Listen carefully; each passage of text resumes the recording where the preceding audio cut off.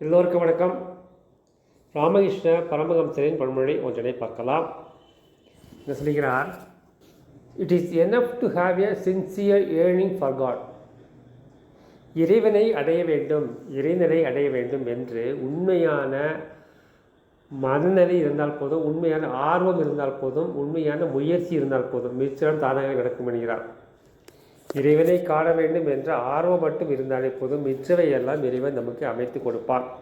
நமக்கு முன்பே ஒரு பாதை தானாகவே விரியும். நாம் பாதையை தேட வேண்டிய அவசியமில்லை என்கிறார் ராமகிருஷ்ண பரமஹம்சர்.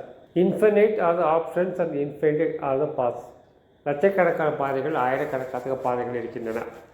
இறைவனை காண வேண்டும் என்று நினைத்தால் மட்டுமே போதும் என்கிறார். உண்மையான ஆர்வம் இருந்தாலே மற்றவை எப்போதும் என்கிறார்.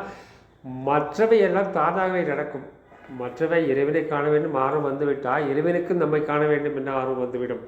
இதை யார் கூறுகிறார் என்று தெரியவில்லை.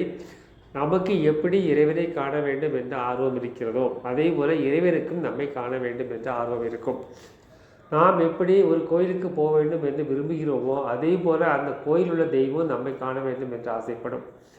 இது எனது வாழ்வில் கண்ட அனுபவம்.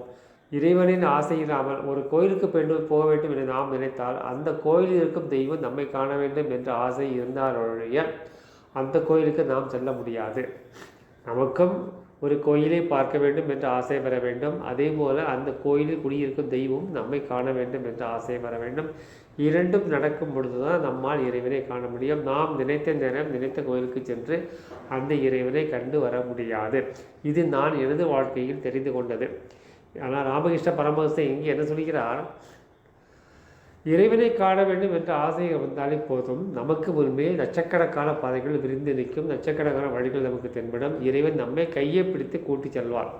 இறைவன் நம்மை கையை பிடித்து கூட்டி செல்வார். இன்னும் சொல்லப்போற பாதைகளே தேவையில்லை. இறைவன் நம்முள்ளே இருக்கும் பொழுது, நாமே இறைவனாக இருக்கும் பொழுது நாம் அவனை காண எந்த பாதை தேவைப்படும், எந்த பாதையும் தேவையில்லை. இருக்கும் இடத்திலே இறைவனை காண முடியும். எனவே இறைவனை காணுவதற்கு எந்தவித பாதைகளும் தேவையில்லை. இல்லை லட்சக்கணக்கான பாதைகள் இருக்கின்றன என்று சொல்லலாம். இரண்டும் ஒன்றே. நாம் இருக்கும் இடத்திலேயே இருக்கும் இறைவனை காண்பதற்கு ஏன் பாதைகள் தேவை? எந்தவித பாதைகளும் தேவையில்லை.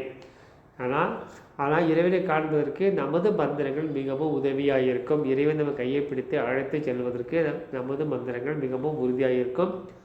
நமது மந்திரங்கள் மிகவும் உதவியாக இருக்கும். அந்த மந்திரங்கள் தான் என்ன? நமது மந்திரம் அன்பே சிவம், அன்புடன் வாழ்வோம், கடமையை செய்வோம், இந்த நொடியில் வாழ்வோம், எல்லோருக்கும் உதவி செய்வோம், எல்லாம் சிவமயம். நன்றி, வணக்கம்.